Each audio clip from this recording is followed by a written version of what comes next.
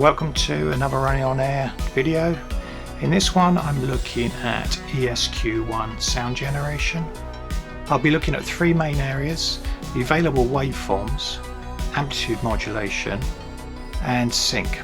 I'm going to start by doing a run through of the waveforms, and I'm going to make a download of the sounds available for anyone that wants to use it for sample material or whatever. I'll leave the timings on the screen as well, so you can skip to whichever sections interest you the most. So I think that's probably enough of an overview. Let's get stuck into it. The ESQ-1 has 3 oscillators, and each one has 31 waveforms. So the oscillators on the ESQ-1 are digital, but there's no generation being done. There's no algorithm trying to create various waveforms.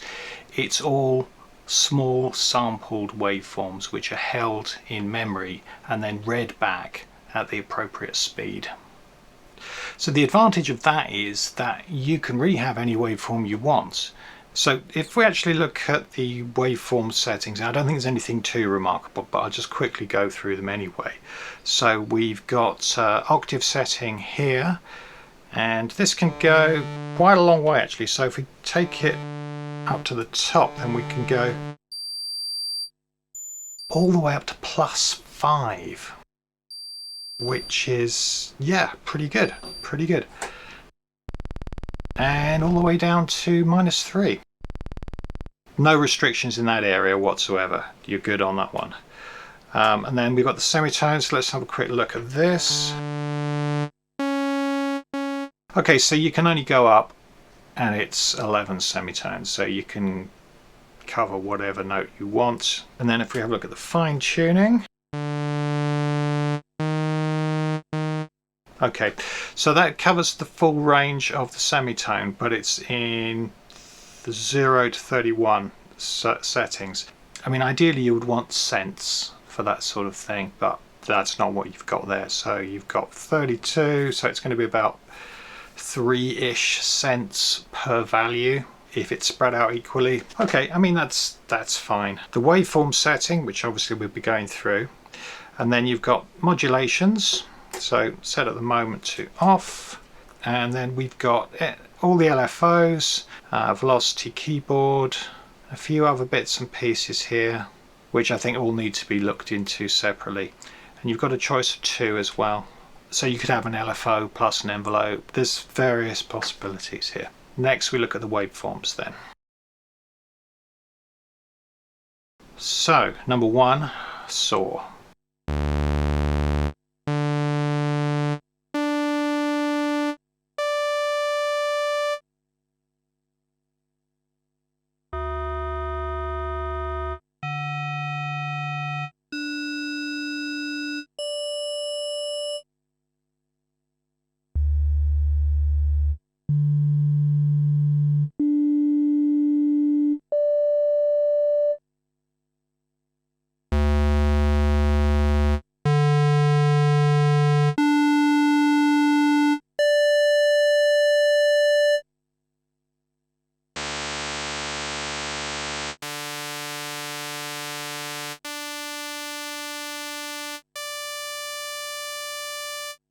Funny looking pulse that.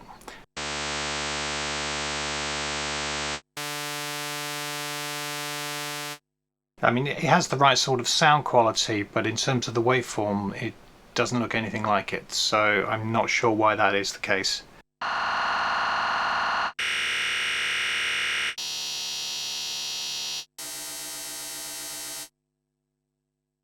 Now there are 3 noise waveforms. But the interesting thing is that noise 1 and noise 3 are actually the same, but they're separated by octaves. And there are some unusual characteristics to these. Yeah, just to explain that perhaps in a bit more. So noise 1, if I play the notes,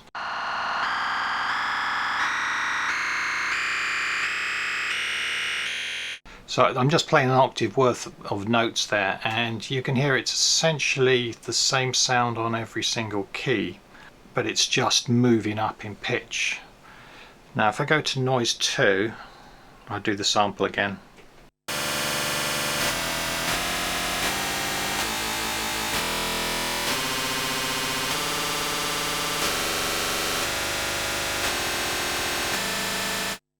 Now I think you can hear there that what's happening is that it's consistent for a while.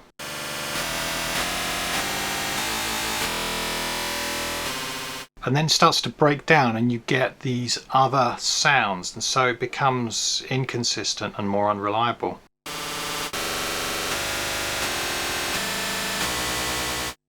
I'm pretty certain that was done on purpose, and I think it's well, it sounds like aliasing. I couldn't find any other information saying that there was anything else going on. I can only see that it's playing back waveforms. So if you know, let me know. Of course, that can work in your favour, and sometimes it can work against you as well, depending on what you're trying to do. If you want a consistent sound, this isn't going to be so good. If you want something that's more variable, something that's a little bit more unpredictable, then this is perhaps the perfect thing to go for.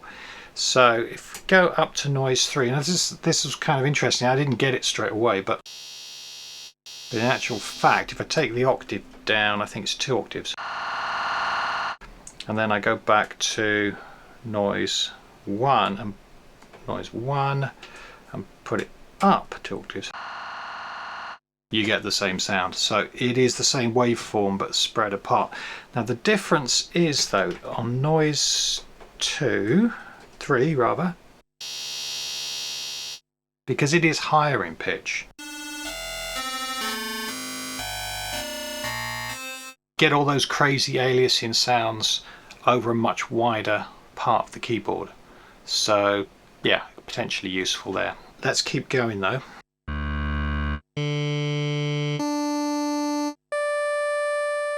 And these ones do actually start to sound a little bit like samples. I mean, that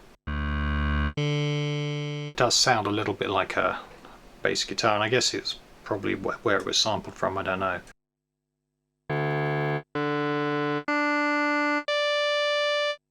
Likewise, the piano sounds piano-ish.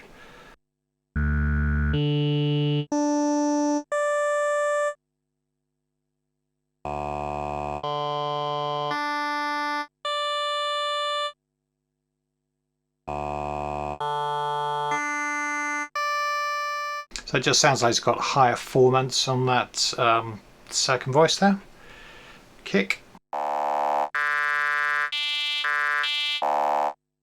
That's an odd one, isn't it? Because you would say, well, kick, it must be sampled from a kick drum, but in this form it doesn't really sound like that at all.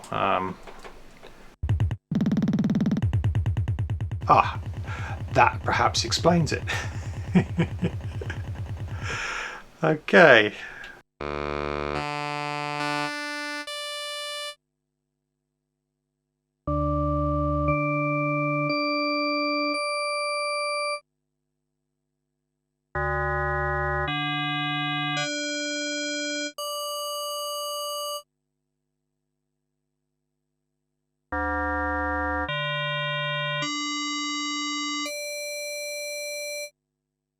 So I can imagine those sounds being used actually quite good for sort of like a brighter sounding digital synth type thing.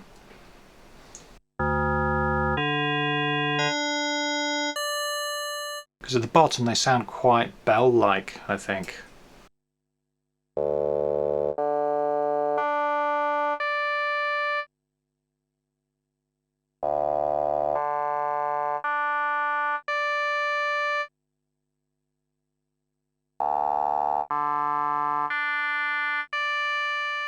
Part of a set.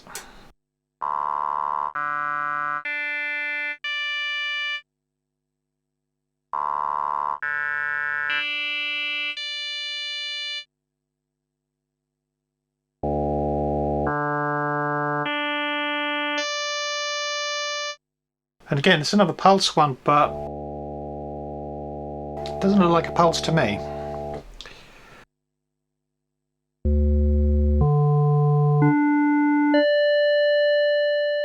Whereas that does look kind of squarish.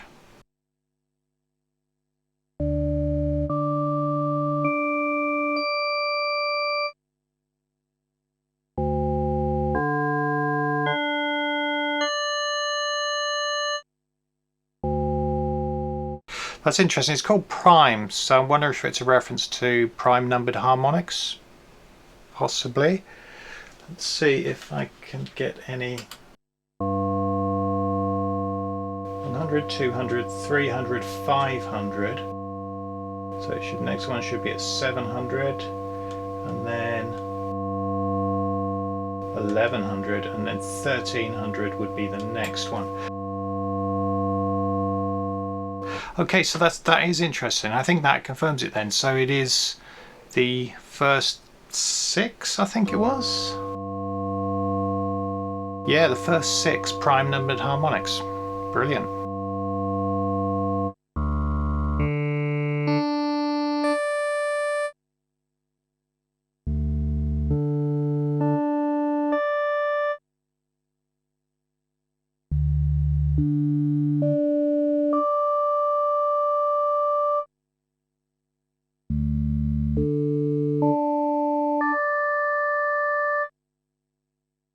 Okay, so that's all the waveforms. Yeah, that's all the waveforms.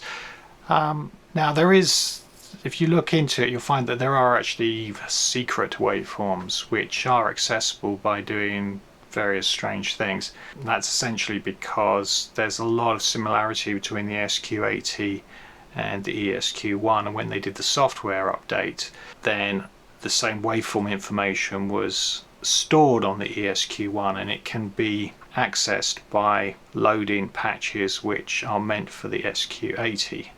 But it's not very easy to actually use those extra waveforms. It'd be quite nice if someone rewrote the software perhaps, but I think that would be kind of the big ask really. So the way it works is that you need a master and a slave. The master is the one that actually plays the notes. So that's going to be oscillator 1, and it's the master because it tells oscillator 2 when to reset its sync. Oscillator 2, on the other hand, if I turn it on, and I've got it set up so that I've got envelope 1 is controlling the pitch of oscillator 2, and we can see that here, envelope 1, and therefore you're getting that descending tone. Now if I put the sync on, we get that traditional hard sync sound.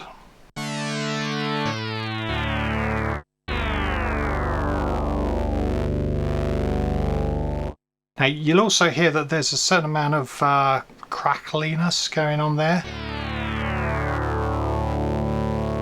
Now I've not identified any distortion in the chain, so I think it could be aliasing.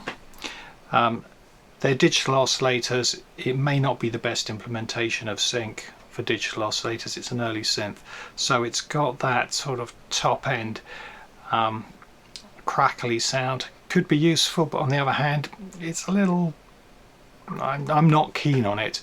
So, but you know, fortunately it's a low pass filter, so you should be able to get rid of it. I'm going to slow that down a little bit and just see if we can bask in the full glory of it. And let's actually take level 3s in the middle. So we're actually going, in this particular case, from the highest to the lowest setting, and then it goes back up to a sustained setting, and I'm going to slow that all down. Let's have a listen to that. Just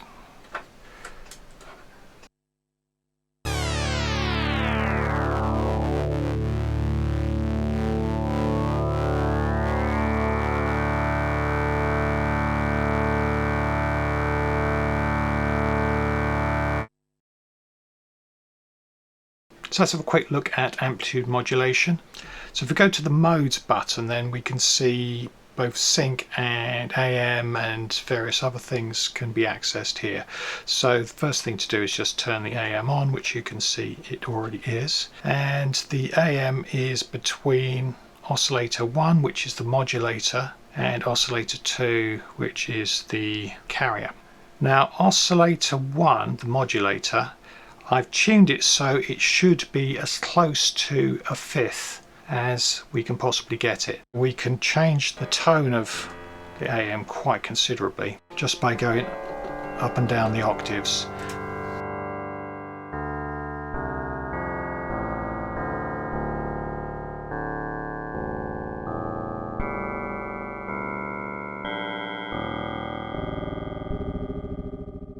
Can't go any lower.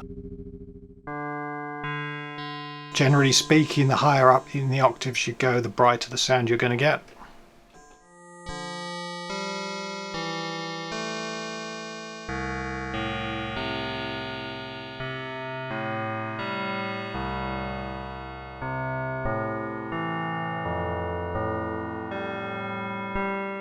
You've got your tuning options. Obviously you've got your modulation options as well, but I'm going to do a separate video on those. But just to give you a taste of that then, so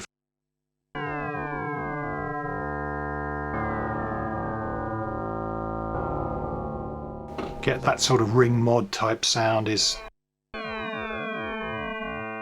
easy to get using the envelope. Now you've got two modulation sources. You could have an LFO there, for instance. So AM, obviously it's something you want to have, but there's a catch. One of the things that's really great about this synth is it has separate amplifiers for each oscillator, and each one of those can be controlled by a different envelope. Brilliant, that's really, really good. And then you've got a last amplifier which is controlled by envelope 4. But let's have a look. So at the moment I've got DCA1 is off, DCA3 is off, DCA2 is on, okay, which is why we've got sound. So now let me turn it off.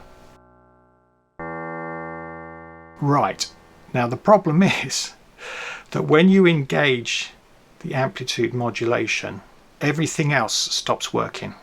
So you can add an envelope here to try and shape it. So you just wanted perhaps just an attack sound, which was amplitude modulated, which is a kind of obvious thing to do. But it won't work, and the reason for that is because that signal that's coming from the modulator is taking precedence over everything else. It's basically telling the amplifier to be on because it's modulating it. Now it's still going to be shaped. You can hear it's being amplitude shaped, but it's being amplitude shaped at the final DCA using envelope 4, and that's all you can do. That's a bit of a pain really, because you probably want to use those crunchy ring mod type sounds as something, well, you may well want to use it as an attack feature, but not perhaps so much in the rest. I don't know, it is what it is. So yeah, it's unfortunate, but it does seem like a limitation that is annoying, really annoying. So what can you do? If you can know a way around that, or if I'm missing something obvious, then yeah, please let me know, because I'd like to go and fix that myself.